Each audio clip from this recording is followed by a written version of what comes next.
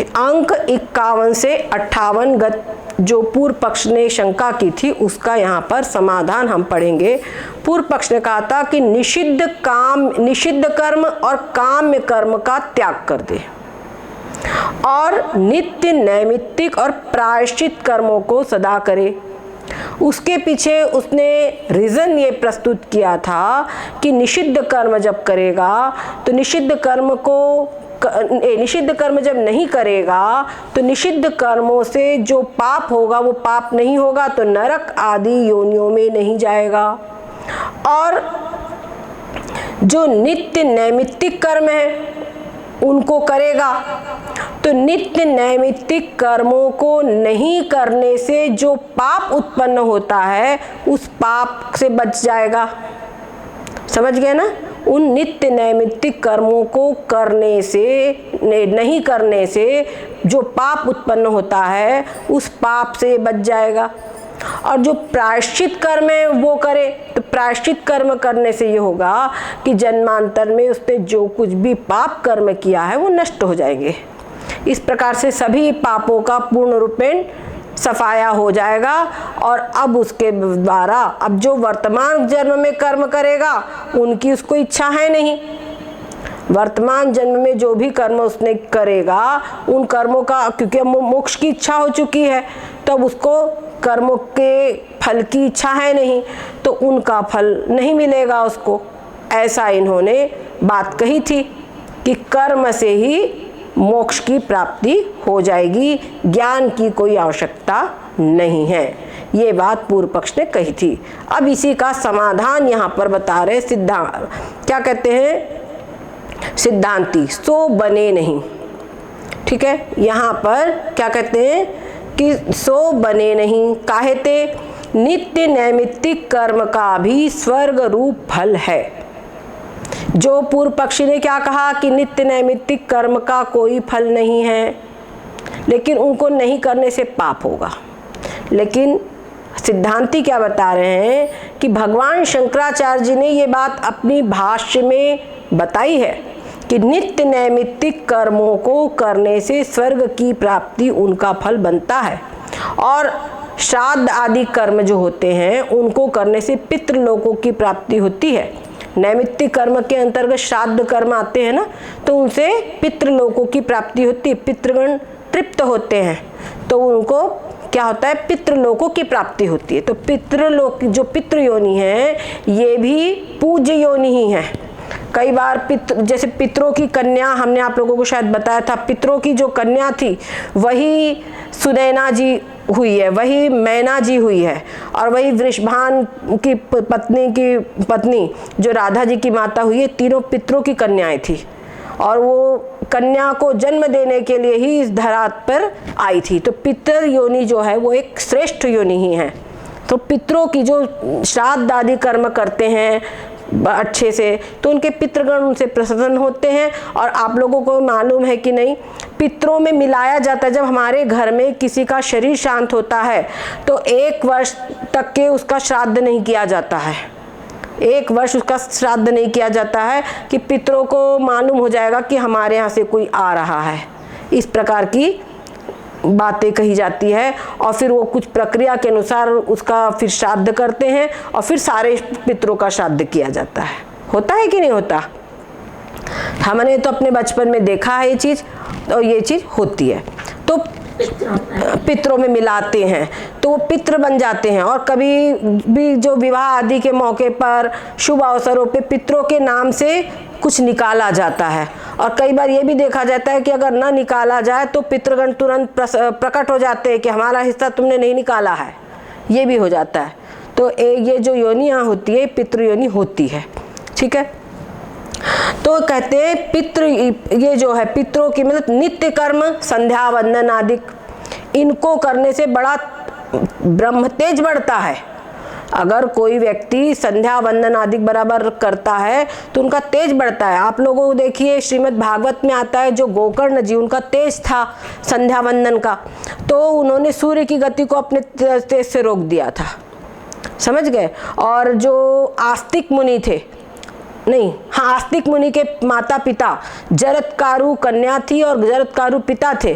तो जरत्कारु नाम की जो कन्या थी, उन्होंने देखा कि सूर्य अस्ताचल को जा रहे हैं और उनके पति जरत्कारु उनकी गोद में सिर रख करके सो रहे थे और उनके पति बड़े क्रोधी स्वभाव के थे और विवाह के समय उन्होंने शर्त रख दी थी, अगर मेरी बात की कहीं अवहेलना करी कोई भी बात तो तुरंत मैं त्याग दूंगा। अब उसके सामने बड़ी विकट स्थिति आ गई, अगर मैं इनको जगाती हूँ तो ये मेरा त्याग कर देंगे और अगर मैंने नहीं जगाया तो सूर्य अस्ताचल को जा रहे हैं तो इनका धर्म का त्याग होगा, वो भी मैं पत्नी हूँ तो मेरा वो भी धर्म नहीं है, दोनों तरीके से धर्म संकट है, क्या करूं। तो उन्होंने आखिरकार सोची मेरा परित्याग करेंगे तो कर देंगे, लेकिन मेरा जो पत्नी वाला धर्म है वो मैं पूरा करूं, ऐसा करके उन्होंने उनको जगा दिया। तो जरत्कारु ऋषि, तो पहले उनको तो क्या, मेन बात वो वैरागी मनी था, उनको बहाना चाहिए था छोड़ने के लिए। तुरंत कह दिया कि मैं, तूने मेरे क्रोध से तेरे को डर नहीं है, मैंने जब तक संध्या नहीं करूं तक सूर्य अस्ताचल को जा नहीं सकते हैं, तो जगाई क्यों मुझे। इतना तेज था कि जब तक मैं संध्या वंदन नहीं कर लूंगा तब तक सूर्यास्त हो नहीं सकता है, ये हमारा तेज है। उनका जल लिए बिना सूर्य जा नहीं सकते हैं, समझ लीजिए। तो ये होता है, इससे क्या होता है, तेज बढ़ता है। उनकी बातों में गायत्री आदि का वहाँ पर पूजन होता है तो उनकी बातों में बहुत ब्रह्म तेज होता है, ऐसे व्यक्तियों के भूत प्रेत कतई पास नहीं आ सकते। तो ब्राह्मण का तेज क्या है, यही संध्या वंदन आदि की ब्राह्मण का तेज होता है, ठीक है। इसमें तो जो ये कह रहे हैं कि नित्य नैमित्तिक कर्मों का कोई फल नहीं होता, ये पूर्व पक्षी को बता रहे हैं, इसका महान फल होता है, ब्रह्म तेज की प्राप्ति होती है और साथ साथ में स्वर्ग आदि की भी प्राप्ति होती है।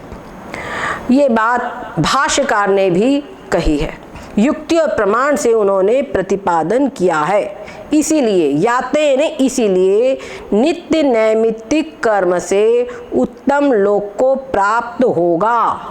जो तुमने कहा नित्य नैमित्तिक कर्म करे तो नित्य कर्म संतत करे, ये जो कहा है, तो नित्य नैमित्तिक कर्म जब करेगा तो वो स्वर्ग आदि लोकों को, उत्तम लोकों को प्राप्त होगा।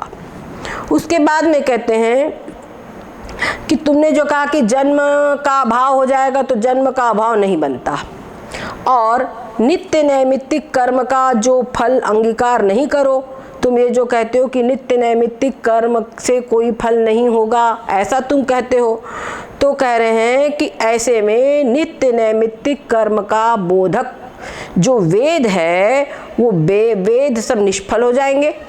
वेदों में उनका फल बताया है, ब्रह्म तेज है और उत्तम लोकों की प्राप्ति नित्य नैमित्तिक कर्मों का फल बताया है, वो सब निष्फल हो जाएंगे, ठीक है।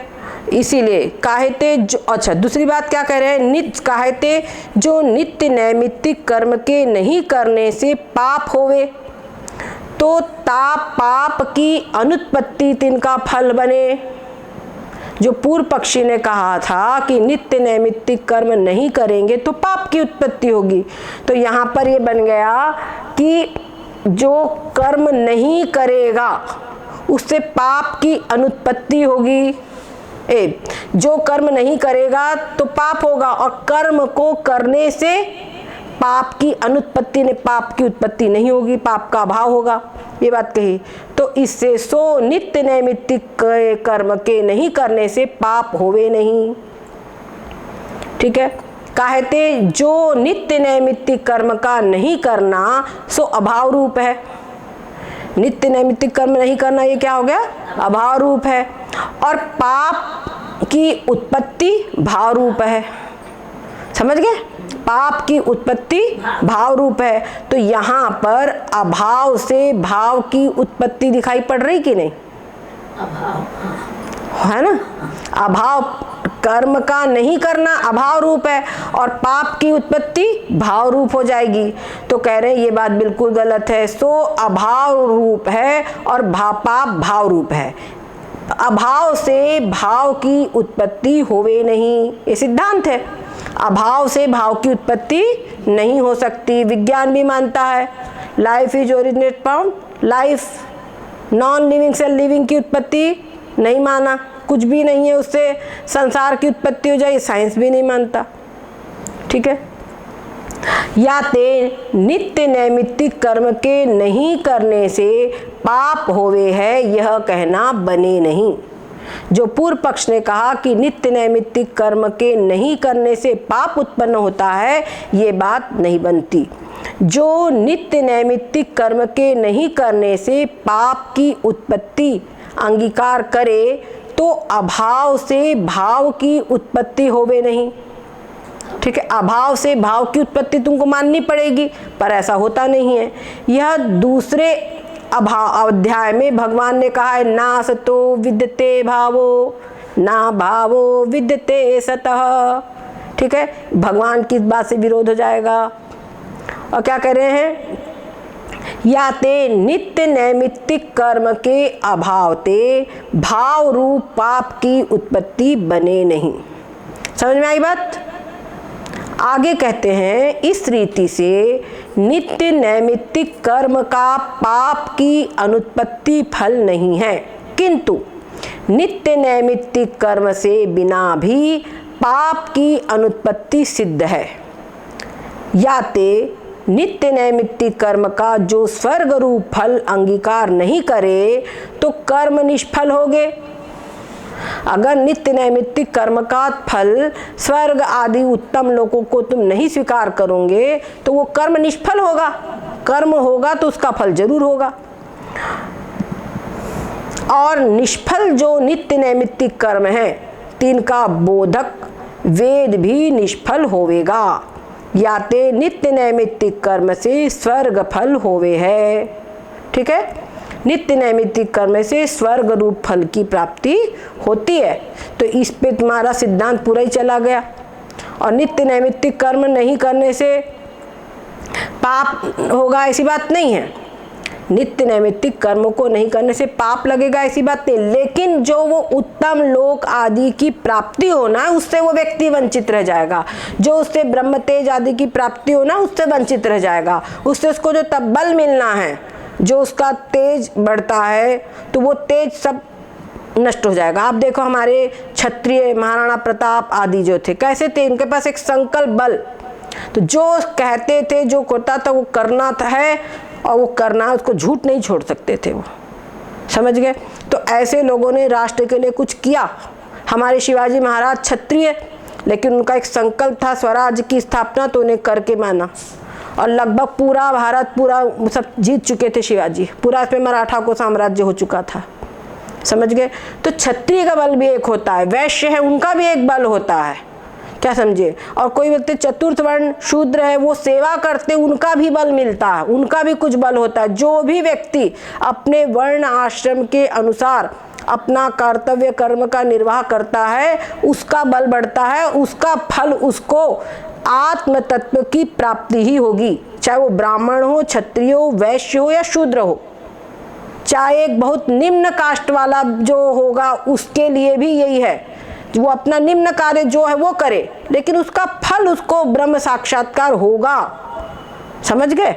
ये नहीं है कि उसको नहीं प्राप्त होगा, ऐसा हमारे शास्त्रों में वो नहीं किया। केवल उसको, बल्कि उसको सरलता है। जो चीज जैसे बोलते हैं ना, सतयुग में जो कार्य बहुत तप से प्राप्त होता है और वो कलयुग में केवल ईश्वर भजन से प्राप्त हो जाता है, ईश्वर कीर्तन से प्राप्त हो जाता है। तो यह सहूलियत है ना। ऐसे ही जो चीज ब्राह्मण को बहुत घोर तपस्या से प्राप्त होगी, वो उस शूद्र को केवल सेवा कर्म जो कर रहा है उसी से प्राप्त हो जाएगी। समझ गए? उसी से उसको प्राप्त हो जाएगी, उसके मतलब भरेगा ज्ञान उसको प्राप्त हो जाएगा। वो वाला हरा वाला नीला वाला पाइप दे दो। ये जी खड़ी हो जाए।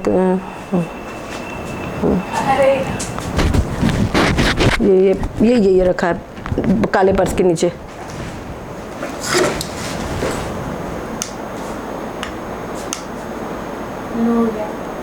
ले सब लाइट ही, क्या बताएं। Experience sound monster. Bluetooth mode.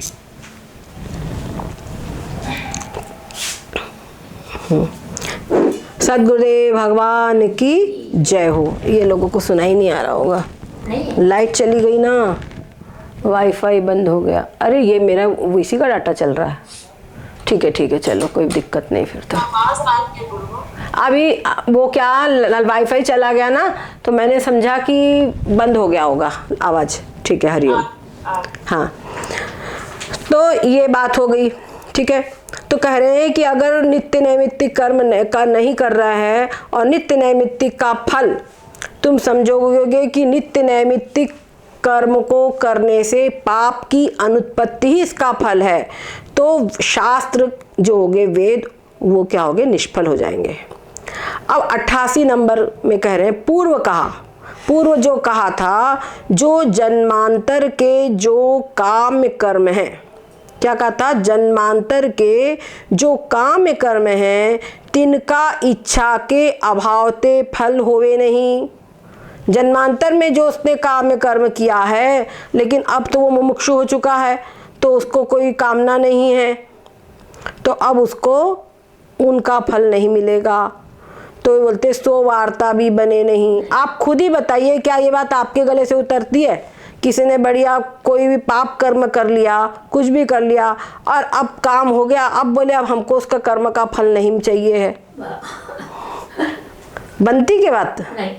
तो ऐसे तो हर व्यक्ति अपने अशुभ कर्मों के लिए चाहेगा कि मेरे को इसका फल नहीं चाहिए, मैं निष्काम हूं। होगा कि नहीं होगा? ओम सो वार्ता भी बने नहीं। कहते कर्म रूपी बीज से दो अंकुर उत्पन्न होवे है, एक तो वासना और दूसरा अदृष्ट। और अदृष्ट यानी क्या? धर्म अधर्म का नाम अदृष्ट है। अब धर्म का काम करो, धर्म करो, तो धर्म है, धर्म और अधर्म ये कहलाता है अदृष्ट। शुभ कर्म से शुभ वासना और धर्म रूप अंकुर उत्पन्न होता है, अशुभ कर्म से अशुभ वासना और अधर्म रूप अंकुर उत्पन्न होता है। शुभ वासना से तो आगे शुभ कर्म में प्रवृत्ति होगी, क्योंकि शुभ वासना है, वासना मतलब उसके आगे की इच्छाएं। ठीक है, शुभ वासना जैसी उसकी वासना होती है वैसी उसकी इच्छा होती है, तो शुभ वासना से शुभ कर्मों की और उसकी प्रवृत्ति होती है, और अशुभ वासना से अशुभ कर्म में प्रवृत्ति होती है, और अधर्म से दुख का भोग होता है, धर्म से सुख का भोग होता है, यहाँ लिखा है, और धर्म से सुख का भोग होवे हैं।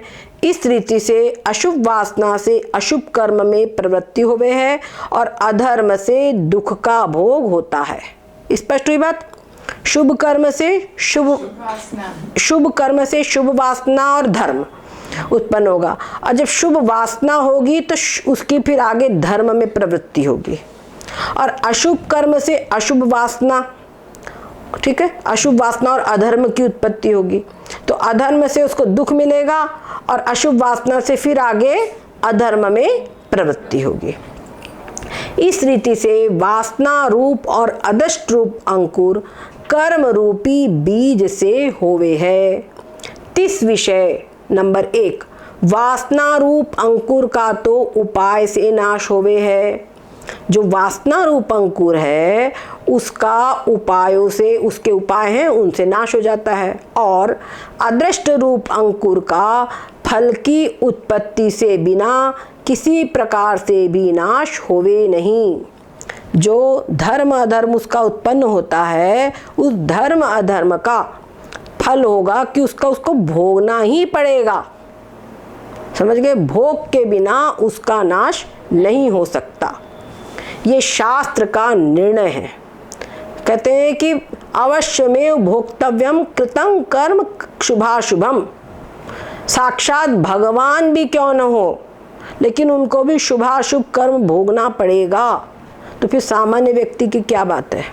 उनको भी मनुष्य रूप में आना पड़ेगा और भोगना पड़ेगा सुख दुख का जो भी उनका है। समझ गए? अशुभ कर्म से उत्पन्न हुआ जो अशुभ वासना रूप अंकुर है, ताका तो सत्संग आदि उपाय ते नाश हुए हैं। ठीक है।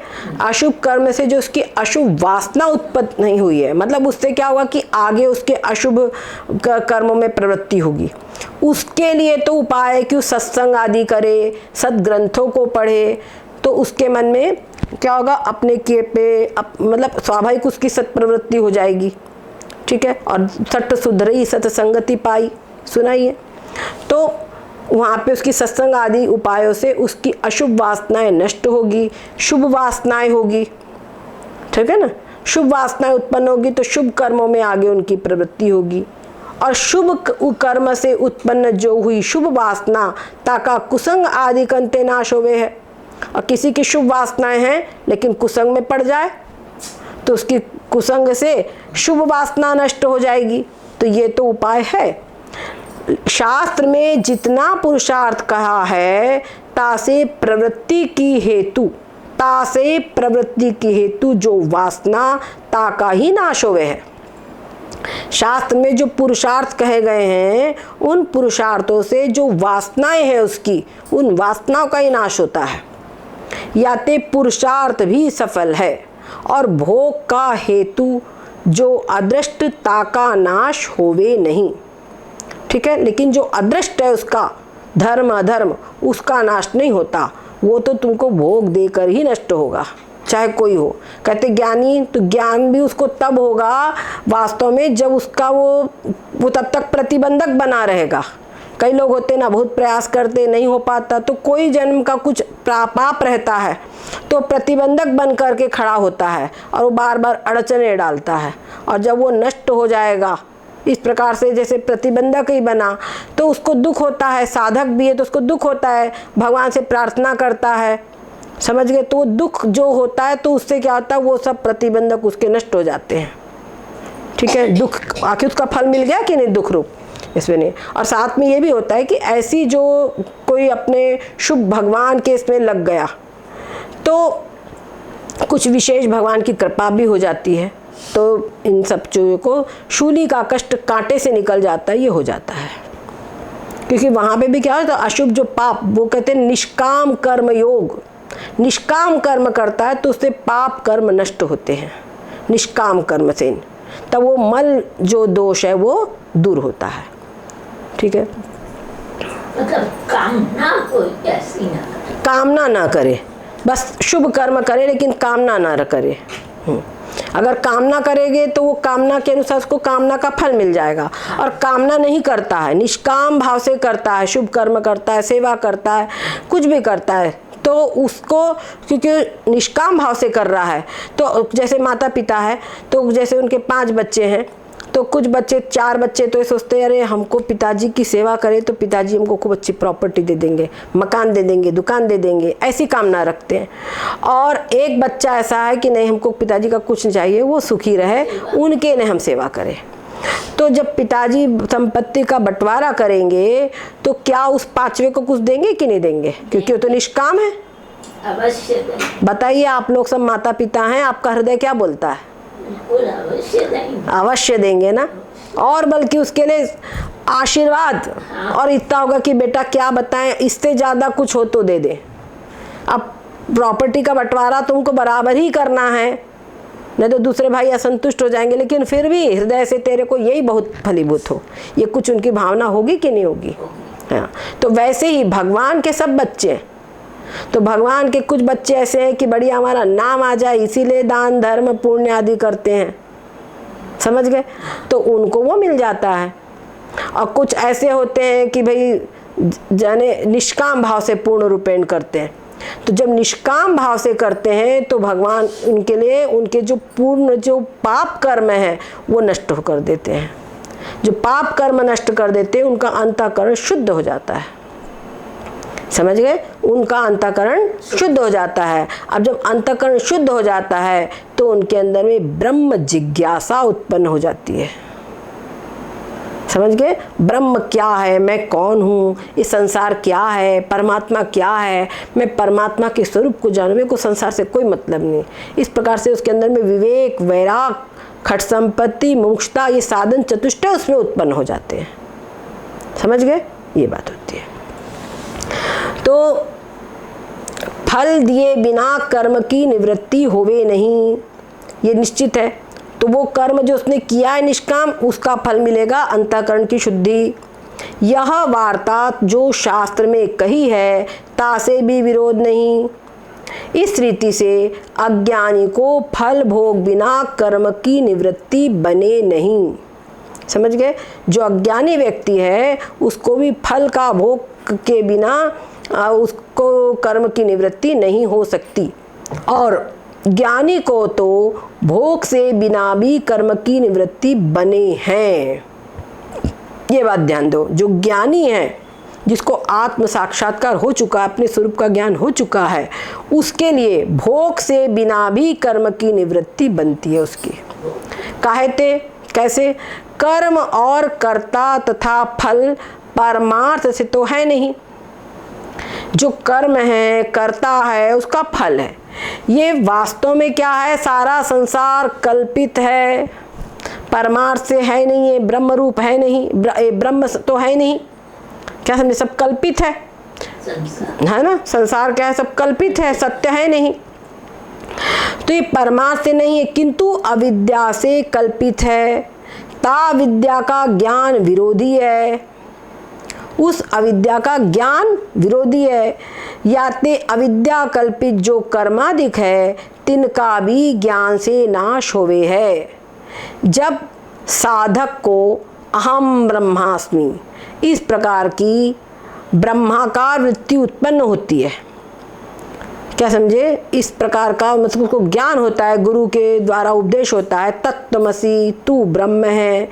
तो उस वृत्ति के द्वारा, उस उपदेश के द्वारा उसके अंदर में, जैसे हमने कहा तू चोर है, तो चोर मैं हूं, ये वृत्ति उत्पन्न होगी कि नहीं? तो अंदर में तुरंत सुन करके विक्षेप होने लगेगा, है कि नहीं? क्रोध आएगा, दुख होगा, ये सब कुछ होगा। उसी प्रकार से जब गुरु से शिष्य श्रवण करता है तू ब्रह्म है, तो उसमें मैं ब्रह्म हूं, ये वृत्ति उत्पन्न होती है। और जब ये वृत्ति उत्पन्न होती है तो मैं शरीर हूं, अमुक नाम वाला, ये सब नष्ट हो गया। ये होगा कि नहीं नष्ट? ये रह ही नहीं जाएगा। तो मैं ब्रह्म हूं, इस वृत्ति से जो अज्ञान है वो नष्ट हो गया। समझ गए? जो मैं ब्रह्म हूं, इस ज्ञान से मैं शरीर हूं, ये अज्ञान नष्ट हो गया। समझ गए? और जब ये अज्ञान नष्ट हो गया तो अज्ञान के नष्ट होने से क्या होगा? अज्ञान के आश्रित जो शरीर भाव, मैं पना, मेरा पना, सब दूर, सब नष्ट हो जाता है। समझ गए? तो उसके आश्रित जो उसके जन्मांतर के कर्म है, संचित कर्म, कर्म भी 3 प्रकार के हैं। जो संचित कर्म हैं, जन्म जन्मांतर के जो संचित कर्म हैं, वो नष्ट हो जाते हैं। समझ गए? संचित कर्म नष्ट हो जाते हैं। और जैसे 3 का भी ज्ञान से नाश हो जाता है। जो अविद्या कल्पित जो कर्मादिक है उनका भी ज्ञान से नाश हो जाता है। जैसे स्वप्न में निद्रा से जो पदार्थ प्रतीत होवे है, तिनका जागृत विषय निद्रा की निवृत्ति से अभाव होवे हैं। स्वप्न में हम देख रहे हैं, क्या देख रहे हैं? कि हम जंगल के अंदर में हैं, कांटेदार जंगल है, चारों ओर साए साए की आवाज़ आ रही है, और एक शेर आ गया है, दहाड़ रहा है, कहाँ जाए, और बुला अंधेरा, कहाँ जाए समझ में नहीं आ रहा है। बहुत परेशान हो रहे हैं। क्या समझे? बहुत परेशान हो रहे हैं। और उसी परेशानी के अंतर्गत हमने वो शेर को मार डाला। हमारे हाथ में बंदूक है, बंदूक से शेर को मार डाला। ठीक है? शेर को मार डाला, और उसी समय पे हमारा अलार्म बज गया बाहर, और नींद खुल गई। तो बताइए वो शेर है क्या वहाँ पर? वहाँ शेर भी है, जंगल है, ये सब कुछ रहेगा वहाँ? कुछ नहीं रहेगा। अब वो शेर को जो मारा था तो उसका पाप रहेगा? शेर को मारना रूपी जो कर्म किया था वो कर्म रहेगा? नहीं। फिर उसका जो पाप वो भी था क्या? नहीं। जहां वो निद्रा टूटी, निद्रा समाप्त हुई, तो सब कुछ समाप्त। उसी प्रकार से जहां अपने स्वरूप में जागता है, क्या समझे, जब अपने स्वरूप में जागता है तो ये जो अज्ञान अविद्या जनित जो भी शरीर है, इसके द्वारा हुए कर्म हैं, वो सब समाप्त। समझ गए? उसके हिसाब से तो प्रारब्ध संचित सब समाप्त। अब मैं शरीर हूं ही नहीं, मैं क्या समझे, मैं आत्मा हूं, तो इस समय पर जो कर्म होने हैं वो भी कर्म मुझसे कहाँ हो रहे हैं, समझ गए कि नहीं, वो भी कर्म मुझसे हो रहे वाली बात ही नहीं है वहां पे। तो सब कर्म उसके दृष्टिकोण से सब समाप्त हो जाते हैं।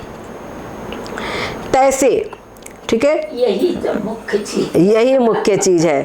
तैसे अविद्या रूप निद्रा से प्रतीत जो होवे हैं कर्म, कर्ता फल तिनका भी ज्ञान दशा रूप जागृत में अविद्या की निवृत्ति से अभाव होवे है। ठीक है, उसी प्रकार से जो अविद्या के द्वारा अविद्या रूप निद्रा से जो कर्म कर्ता और फल प्रतीत हो रहा है, वहां पर जब ज्ञान हो गया हम ब्रह्मास्मि, तो ज्ञान दशा में जो जागृत ज्ञान दशा रूप जागृत में अविद्या की निवृत्ति समा हो गई और उन सब कर्मों का अभाव हो जाता है, और ज्ञान बिना उनका अभाव नहीं होता। तब तक ज्ञान नहीं हुआ है तो कर्म है तो भोगना पड़ेगा। और इच्छा के अभाव ते जो कर्म का फल भोग होवे नहीं। तुमने जो कि इच्छा के अभाव से कर्म का फल भोग निवृत्त हो जाए, तो बोले अगर ऐसा हो जाए, इच्छा के अभाव से कर्म का फल भोग होवे नहीं, तो ईश्वर का संकल्प मिथ्या होगा। ईश्वर का संकल्प है कर्म प्रधान विश्व रचिता का, जो जस करे तसे ही फल चाखा, है ना, ईश्वर का संकल्प है, वो ईश्वर का संकल्प मिथ्या हो जाएगा। कहते कर्म फल भोग बिना अज्ञानी के कर्म की निवृत्ति होवे नहीं, ये ईश्वर का संकल्प है। समझ गए? ये ईश्वर का संकल्प है कि कर्म फल भोग के बिना अज्ञानी के कर्म की निवृत्ति नहीं होती, न होवे। समझ गए? समझ गए कि नहीं? कर्म का फल भोगे बिना अज्ञानी के कर्मों की निवृत्ति न होवे, ये ईश्वर का संकल्प है। जो जैसा कर्म करे वो वैसा फल भोगे, ये अज्ञानी के लिए ईश्वर का संकल्प है, तो वो ईश्वर का संकल्प मिथ्या हो जाएगा। जो इच्छा के अभाव से करे कर्म का फल होवे नहीं, तो ईश्वर का संकल्प मिथ्या ही होवेगा। और सत्य संकल्प ईश्वर है। ईश्वर कैसा? सत्य संकल्प। ईश्वर का संकल्प मिथ्या नहीं हो सकता। यह वार्ता शास्त्र में प्रसिद्ध है। ये बात शास्त्रों में कही है, या ते इच्छा के अभाव ते पूर्व करे काम कर्म का फल होवे नहीं, यह वार्ता विरुद्ध है। समझ गए? जो ये बात कही कि इच्छा के अभाव से पूर्व किए गए ने पूर्व जन्म में जो काम कर्म किया है उनका फल न होवे, ये बात जो कही है बिल्कुल शास्त्र के विरुद्ध है। नंबर 2 पॉइंट, जो इच्छा के अभाव ते ही काम कर्म फल नहीं होवे, तो अशुभ कर्म का फल किसी को भी नहीं हुआ चाहिए। क्या बढ़िया बात है। क्लियर है कि नहीं? अगर यही बात हो जाए कि इच्छा का अभाव हो जाए और कर्म का फल ना मिले, यही अगर हो, तो फिर अशुभ कर्म का फल किसी को नहीं मिलना चाहिए, है ना? क्यों? क्योंकि अशुभ कर्म का फल है दुख। कहते अशुभ कर्म का फल दुख है, ताकि किसी को भी इच्छा नहीं है। किसको इच्छा है? अशुभ कर्म का फल होता है दुख। दुख की इच्छा किसको है? किसी को नहीं है। सबकी इच्छा का अभाव होगा तो अशुभ कर्म का फल किसी को नहीं मिलना चाहिए। तो याते ज्ञान बिना कर्म के फल का अभाव होवे नहीं। और जो पूर्व उसने कहा था, जैसे कर्म के अनुष्ठान काल में जो इच्छा रहित पुरुष है, ताकू कर्म का फल वेदांत मत में अंगीकार नहीं करा। जैसे कि वेदांत मत में अभी हमने आपको बताया था, जो निष्काम कर्म करता है, वो जब कर्म कर रहा है उस समय पर वो कर्म का फल नहीं चाह रहा है। क्या समझे? वो कर्म का फल नहीं चाह रहा है, मतलब निष्काम भाव से कर्म कर रहा है। तो उसको कर्म का फल नहीं मिलेगा, क्योंकि अनुष्ठान काल में ही ये कर रहा है। तो पूर्व पक्षी ने क्या कहा था, तैसे कर्म के अनुष्ठान से अनंतर, यानी कर्म पूरा हो गया उसके बाद भी जो पुरुष की इच्छा दूर हो जाए तो कर्म का फल नहीं होता, वो कर्म का फल नहीं होता। सो वार्ता भी वेदांत मत को नहीं जान के कही है। वो भी बात जो कही गई है वो वेदांत मत को ठीक से समझा नहीं है, उन्हीं लोग कह रहे हैं। कहते फल की इच्छा सहित जो कर्म करे अथवा फल की इच्छा रहित जो कर्म करे हैं, तिनको भी कर्म का फल भोग तो निश्चय होवे है। क्या कह रहे हैं कि जो अनुष्ठान काल में भी कर्म की इच्छा से कर्म करे, चाहे इच्छा के रहित होके कर्म करे, फल तो सबको मिलता ही है, परंतु इच्छा रहित कर्म से अंतःकरण शुद्ध हुए है। अभी हमने समझाया था, जो इच्छा रहित होकर कर्म करता है, वो निष्काम भाव से कर्म करता है, उसको फल मिलता है अंतःकरण की शुद्धि। और इच्छा सहित जो कर्म करे हैं ताकू केवल भोग तो होवे है, परंतु अंतःकरण शुद्ध होवे नहीं। स्पष्ट है। और नंबर 1, जो इच्छा रहित कर्म करने से अशुद्ध अंतःकरण होए के श्रवण ते ज्ञान होए जावे, ताकू तो कर्म का फल होवे नहीं।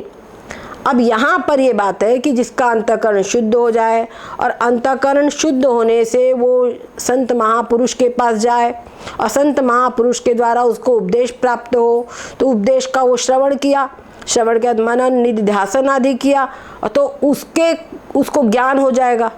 तो जब उसको ज्ञान हो जाता है, श्रवण से उसको ज्ञान हो जाएगा, तो फिर उसके कर्म का फल उसको नहीं मिलेगा, तब उसको ताकू तो कर्म का फल होवे नहीं। और नंबर 2, जाने कर्म तो, जिस व्यक्ति ने कर्म तो फल की इच्छा रहित किए हैं, कर्म तो फल की इच्छा रहित किए हैं, परंतु श्रवण के अभाव ते अथवा किसी अन्य निमित्त ते ज्ञान होवे नहीं। बात समझ लो, ज्ञान हुआ नहीं उसको, निष्काम भाव से कर्म तो किया है लेकिन श्रवण नहीं किया। अब बोलेंगे हम तो ऐसे ही कर रहे हैं, कई लोग होते हैं हम तो ऐसे ही कर्म कर रहे हैं, संतों के पास जाने की जरूरत क्या है। संतों की में जो आपके पास ऐसे श्रोत्रिय ब्रह्मनिष्ठ महापुरुष कोई हो, चाहे वो घर गृहस्थ आश्रम में हो चाहे विरक्त आश्रम में हो, कहीं से भी आपको उपदेश प्राप्त होना चाहिए।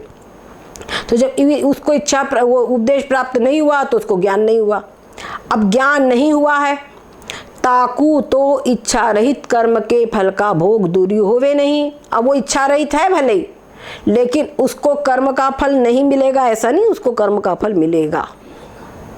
यह वेदांत का सिद्धांत है। याते ज्ञान से बिना कर्म का फल भोग दूरी होवे नहीं। ऋते ज्ञाना न मुक्ति, ज्ञान के बिना मुक्ति नहीं हो सकती, ज्ञान के बिना मोक्ष नहीं हो सकता। ये वेदांत का बिल्कुल दृढ़ सिद्धांत है, पक्का।